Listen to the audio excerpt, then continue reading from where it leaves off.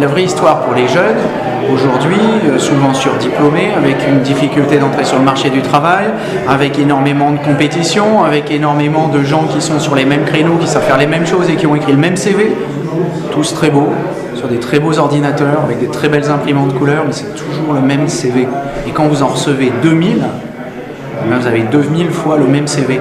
Et en fait, ces CV, ils sont sympathiques, mais ils ne servent pas, ils ne permettent pas de cerner une personnalité, de comprendre ce que la personne est capable de faire et surtout ce qu'elle a envie de faire.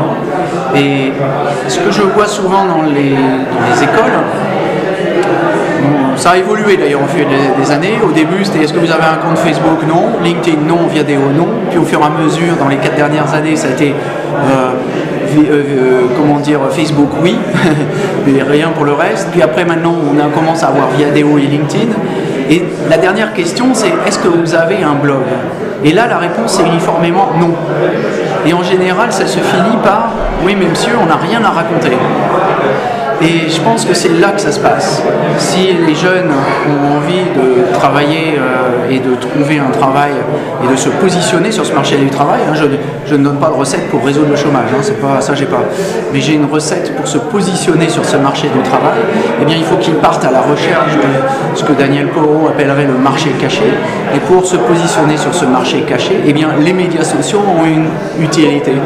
En fait, d'une certaine manière, ce que je décris là, pour appliquer aux étudiants 18-25 ans qui vont entrer sur le marché du travail, c'est la même chose que les médias expliquaient à mon boss pour l'entreprise.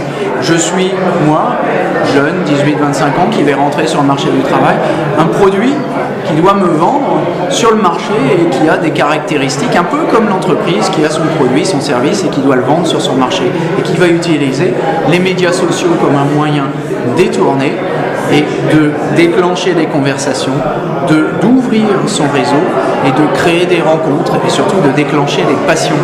C'est comme ça qu'on trouve des boulots, parce que quand on rencontre quelqu'un qui est passionné et qui a une histoire à raconter, qui a vraiment envie de faire quelque chose, je vais vous dire un truc, on ne lui demande pas son diplôme, ou très rarement, parce que c'est pas la peine. Et on ne lui rentre pas dans le détail de son CV qui en plus à 18 ans ou 25 ans, très faible et qui n'est certainement pas très différenciant par rapport aux autres. Donc je pense que les médias sociaux pour cette tranche d'âge est une bonne façon justement de pallier ce problème de positionnement sur le marché du travail.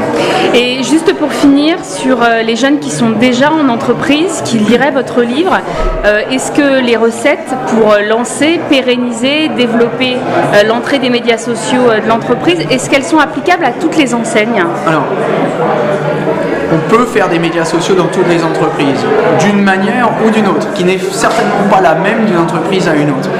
Et ensuite, je vais revenir un peu sur le mot de recette, parce que je ne crois pas aux recettes, qui sont des choses qui s'appliquent de façon uniforme. Ce qu'il y a, c'est des meilleures pratiques dont on peut s'inspirer pour pouvoir ensuite les adapter à son propre contexte.